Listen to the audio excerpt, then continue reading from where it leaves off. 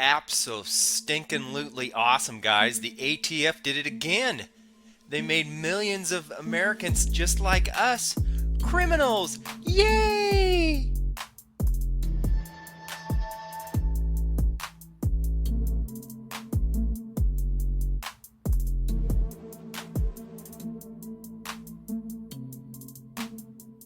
Okay, before we get started, guys, real fast, hit that like button, subscribe, and share the crap out of this video if you want to see more content like this, because I always keep you guys updated on things like guns and trucks and cars, news and small engines and all that good stuff. So, like I said, if you want to be in the know, then do as I say, or I won't be your friend. All right, guys, now on with the show.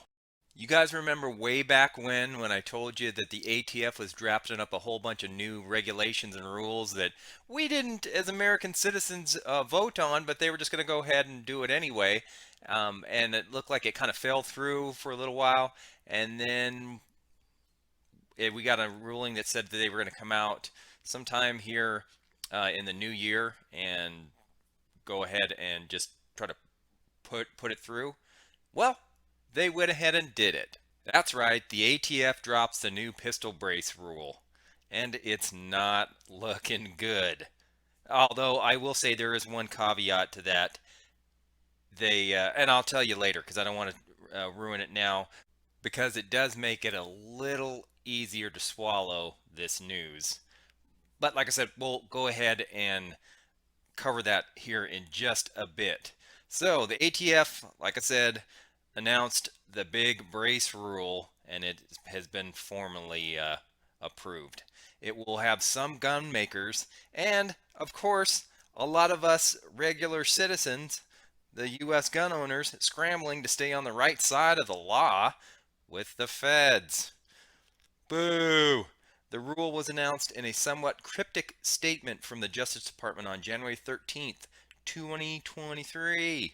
It says that if an individual manufacturer or retailer puts a brace on a firearm that was not designed as a pistol, and like the one, I hate to say it, that I recommended you guys get, and that was the Smith & Wesson 22 that has a little brace on there because it's technically a pistol. Yeah, I hate to say it, we're screwed, guys. Sorry, I didn't mean to recommend something that was going to be under this new rule, but yeah, like I said, we didn't get any input on this, or they didn't take any input from us. So, yeah, of course, they're just going to go ahead and do whatever they want to do, and this is what follows. So back to the story. It says that if an individual manufacturer or retailer puts a brace on a firearm that was not designed as a pistol and has a barrel under 16 inches long, it is now considered a short-barreled rifle under the National Firearms Act of 1934. That means to legally remain in that configuration, it would require a tax stamp, which is, of course, what they want, more money, and a registration. Yes, I said a national registration with the Bureau of Alcohol, Tobacco, Firearms, and Explosives. And this is what they have wanted all along, was a national registry, because they want to be able to track you. So, gosh, people, this is just out of control, and I am so ticked off right now. I'm seeing red. In the announcement, Attorney General Merrick Garland, such a good guy, explained that the concern addressed by the rule was that braces were being used to circumvent the NFA. There's no way of knowing how many braces are in circulation, but it's in the millions. Even the ATF estimates 7 million braces exist. And of course, yeah, they don't have to estimate anymore because they're going to know exactly. And like I said, that was their whole point. And plus to get a little bit of cash flow into their corrupt little system there. But according to the Congressional Research Service, the number that I just said could be anywhere between 10 and 40 million of us. Gee, money Christmas. Yeah, boy, they're gonna have a huge payday and just a beautiful registry that they can just go ahead and tap in and have us out there to check on us at any time they wish. Oh my gosh. So why am I so pissed? And what are these braces all about anyway? Well, pistol braces were originally created to help people with physical limitations shoot firearms comfortably and with accuracy. And that is the whole point, is that they're going after people like our veterans that lost you know hands or got their arms damaged from something, no fault of their own. And yeah, they want to be able to still shoot a rifle or a pistol, and the only way they can do it is by having some type of aid that lets them shoot it uh, uh, in the first place, that lets them actually shoot, and then lets it lets them do it accurately. And that's the whole point of a good responsible gun owner, is to be able to shoot at whatever you're shooting accurately, so you don't hit anything that you're not intending to hit behind it or wherever you're pointing your weapon at. Hopefully it's in a safe manner, but yeah, that's the whole point here. So and then of course, like I said, obviously the National Registry really ticks me off because, like I said, this is what they've wanted all along. And where in the Second Amendment does it say that we have to have a registry to be able to own a firearm? Nowhere. And like I said, have we actually put in our input and said, "Oh yeah, we want this"? No, don't think so. And then where does it say you have to pay money to uh, be able to own a firearm? Obviously, to purchase one, yes.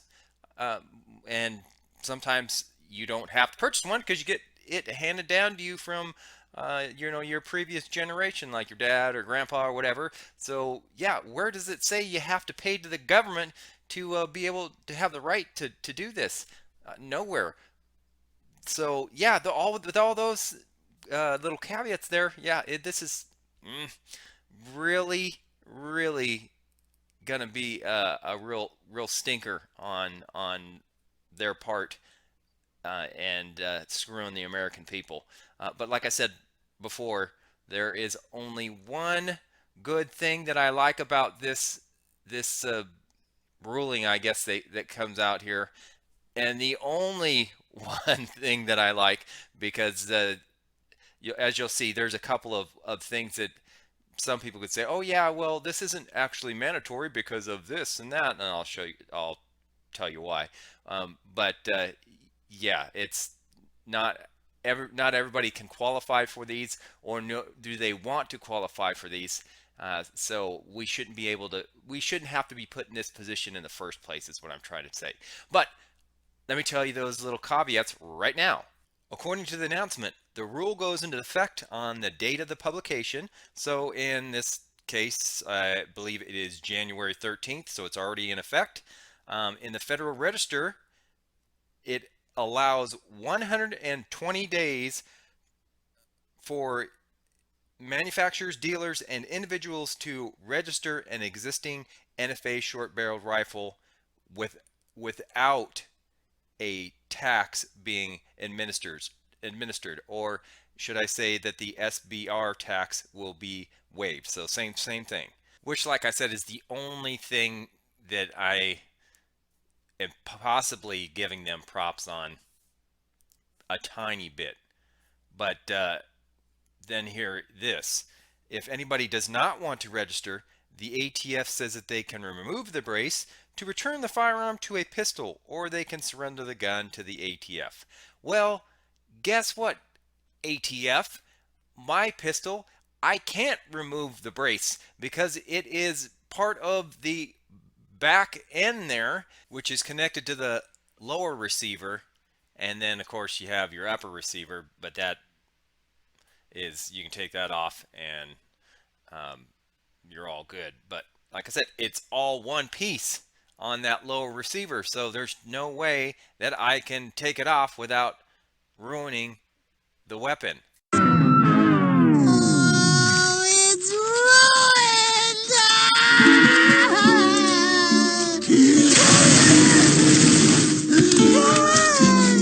So like I said, thanks ATF, that does me no good.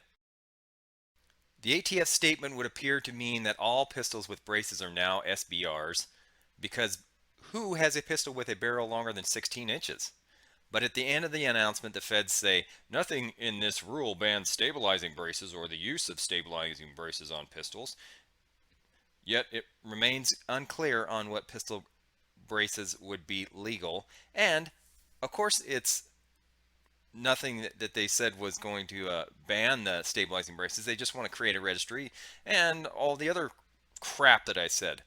Along with the announcement, though, the ATF posted a web page explaining the rule and issued instructions on how to comply. And I will have, of course, that explanation and the instructions in the comments or description, should I say, down below. So you can go ahead and do whatever you think is necessary for you. But that way you'll be hopefully legal, and we can, I guess, move on past this, because it looks like it's the ruling's not going to go anywhere unless the Republicans in the House put in through a new bill that tries to stop this, but I don't foresee that happening. And also with that web page that I'll be including, it lists the possible braced firearms that the ATF now considers to be SBRs,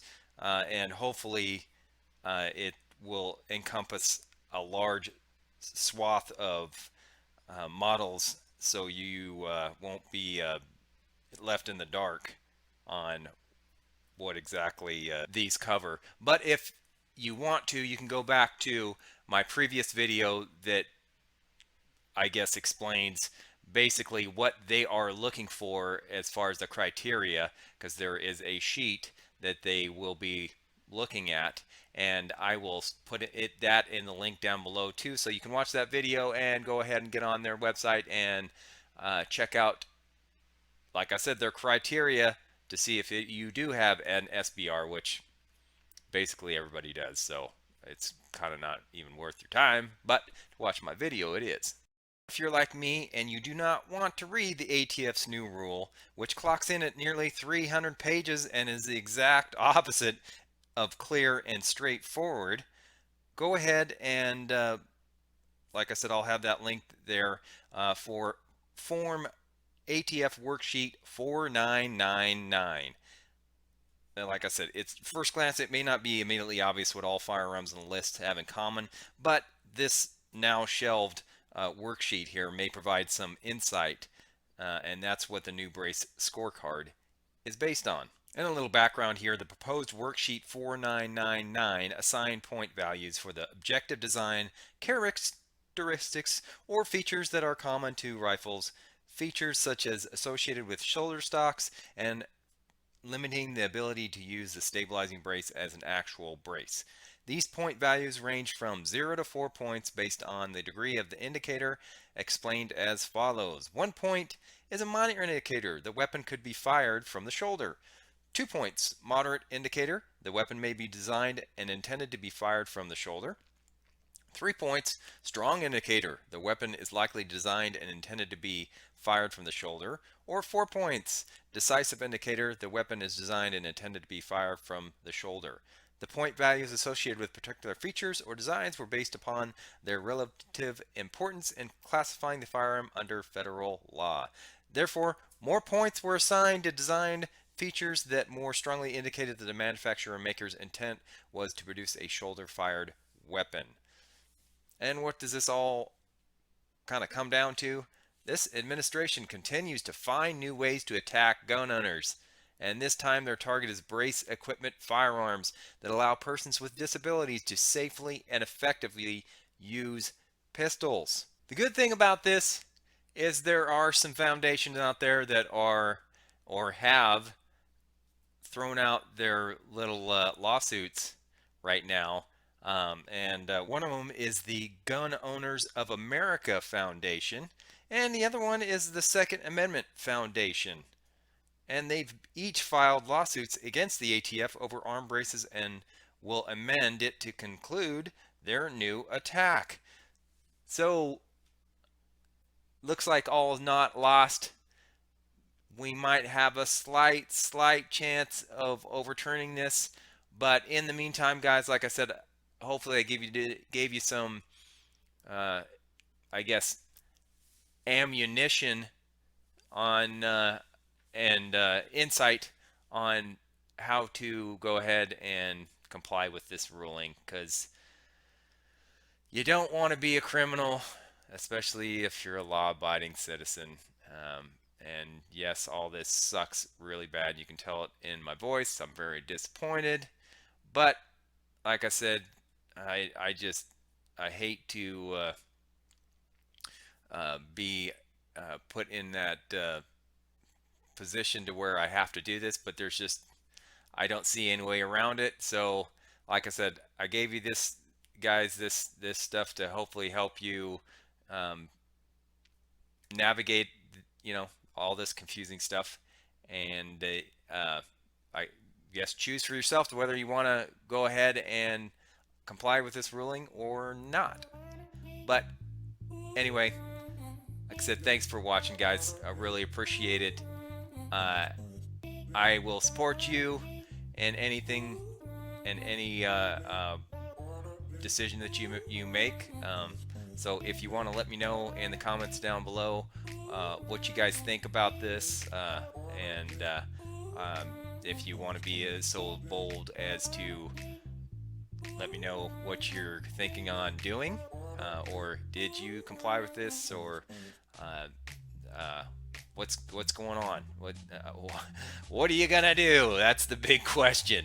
I don't see another way right now, but I will say that I'm going to go ahead and wait to the very last second to see if some of these lawsuits go through, because we have that 120 days to not pay that tax stamp. And I'm not going to give my gun away because, like I said, up to the ATF, because I can't take that stupid brace off. And it's only a 22. I mean, come on, ATF, really? God, it just annoys the crap out of me. And like I said, I'm just going to cross my fingers and wait till the last minute. So, oh, and then of course I will be talking with my congressman, writing a letter.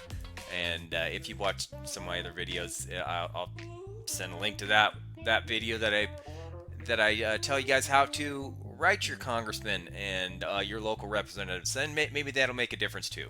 You never know. I mean, crossing your fingers usually only goes so far. So, thanks for watching, guys. Love ya, and I will see you on the next one and update you on this again. And hopefully I have some better news, but I don't know. I guess we'll see. Love you guys. Peace.